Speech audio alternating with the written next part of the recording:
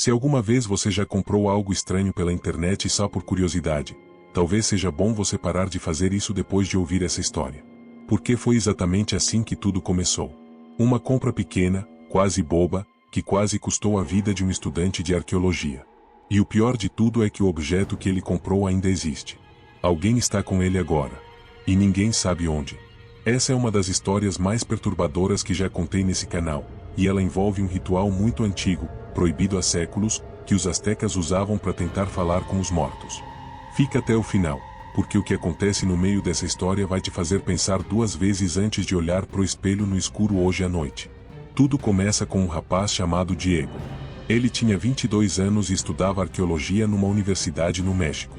Não era o tipo de pessoa que acreditava em fantasma, maldição ou essas coisas. Pelo contrário. Ele sempre foi o cara cético do grupo, aquele que ria dos amigos quando eles contavam histórias de assombração. Para ele, tudo tinha explicação lógica. Diego amava a história pré-colombiana, principalmente a cultura asteca. E foi numa pesquisa para a faculdade que ele esbarrou, pela primeira vez, com o nome espelho de obsidiana negra. A obsidiana é uma pedra vulcânica, bem escura, que quando é polida fica tão lisa que reflete como um espelho de verdade. Os astecas usavam esses espelhos há centenas de anos, mas não para se olhar ou se maquiar. Eles usavam para rituais. Os sacerdotes acreditavam que esses espelhos eram portais. Um jeito de enxergar o outro lado. O mundo dos mortos, dos espíritos, ou de coisas que eles nem tinham nome para descrever. Um dos deuses mais temidos daquela cultura, chamado Tezcatlipoca, que significa literalmente o espelho fumegante, era representado sempre com um desses espelhos no peito ou no lugar de um dos pés. E segundo os relatos antigos, ele usava esse espelho para observar o que as pessoas faziam, para enxergar através do tempo, e algumas lendas dizem que ele também usava para deixar coisas passarem pro nosso lado. Diego achou aquilo fascinante.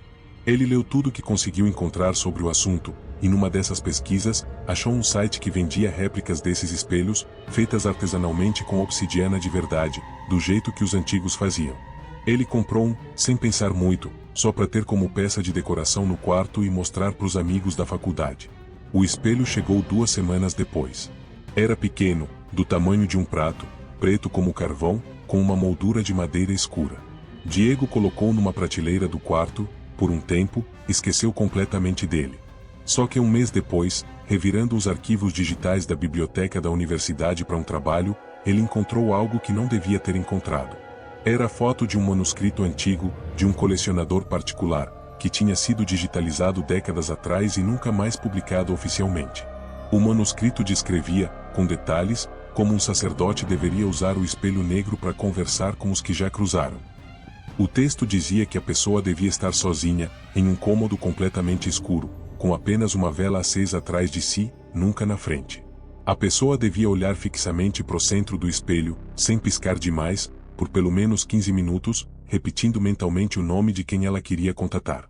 E o manuscrito terminava com um aviso, escrito numa letra diferente, como se alguém tivesse acrescentado depois: se algo bater no vidro, não responda. Não abra o portal 2 vezes. Diego leu aquilo várias vezes. Claro, ele não acreditava em nada daquilo de verdade. Mas ele era curioso, e tinha o espelho parado ali no quarto dele. E, sendo sincero, ele também tinha acabado de perder o avô há poucos meses, e uma parte dele, mesmo sendo cético, queria testar. Só para ver o que aconteceria. Só por curiosidade científica, ele disse para si mesmo. Então, numa sexta-feira à noite, quando os colegas de quarto tinham saído para uma festa, Diego decidiu tentar. Ele apagou todas as luzes do apartamento. Fechou a cortina. Acendeu uma única vela e colocou atrás de si, exatamente como o manuscrito mandava. Sentou de frente pro espelho, no chão, com as pernas cruzadas, e começou a olhar fixamente para a superfície negra e brilhante. Nos primeiros minutos, nada aconteceu. Ele só via o reflexo do próprio quarto, tremendo levemente por causa da chama da vela. Ele quase desistiu, achando aquilo ridículo. Mas resolveu continuar, só para completar os 15 minutos, já que tinha ido até ali. Por volta do 10º minuto, ele notou que a chama da vela, no reflexo do espelho, tinha parado de tremer. Só isso já era estranho, porque a vela de verdade, atrás dele, continuava balançando normalmente com o vento que entrava pela janela. Mas no espelho, tudo estava imóvel. Congelado. Ele piscou os olhos, achando que era cansaço. Mas quando olhou de novo, percebeu que o reflexo do quarto dele, no espelho, não era mais o quarto dele. A cama, a porta, a estante de livros. Tudo tinha sumido. No lugar, havia um espaço escuro, meio nebuloso, como se fosse uma névoa negra e espessa. E lá no fundo dessa névoa, ele começou a enxergar formas. Formas que se moviam devagar, como sombras andando de um lado para o outro, muito longe, mas se aproximando. Diego sentiu o coração acelerar. Ele quis desviar o olhar, quis se levantar, mas alguma coisa nele, uma curiosidade estranha e quase incontrolável, o fez continuar olhando. Era como se o próprio espelho estivesse puxando a atenção dele, não deixando ele desviar. As formas foram ficando mais nítidas. E foi aí que ele percebeu que uma delas parecia o avô dele. A altura, o jeito de andar, até os ombros caídos, exatamente como ele lembrava. Diego sentiu um nó na garganta. Ele quase chamou o nome do avô em voz alta. Mas então, a forma parou de andar. E virou de frente. E não tinha rosto. Só um vazio escuro onde o rosto deveria estar. Nesse momento, o vidro do espelho começou a vibrar. No começo foi baixinho, quase imperceptível, como um zumbido. Depois virou uma batida. 1, 2, 3 vezes. Como se algo, do outro lado daquele vidro negro, estivesse socando para tentar sair. Diego se lembrou, num flash, do aviso do manuscrito: se algo bater no vidro, não responda. Mas o corpo dele já estava paralisado. Ele não conseguia se mexer, não conseguia gritar, só conseguia olhar, enquanto as batidas ficavam mais fortes e mais rápidas. A vela atrás dele começou a tremer descontroladamente, mesmo sem vento nenhum. E a sombra sem rosto, do outro lado do espelho, colocou a mão contra o vidro, exatamente na altura da mão de Diego, como se estivesse tentando encaixar a palma na dele. Foi nesse instante que Diego sentiu um frio absurdo tomar conta do quarto. Um frio que não vinha do ar, mas que parecia sair de dentro do próprio espelho, como se aquele objeto estivesse literalmente sugando o calor do ambiente. As batidas ficaram tão fortes que ele jurou ver uma rachadura minúscula se formando bem no centro do vidro.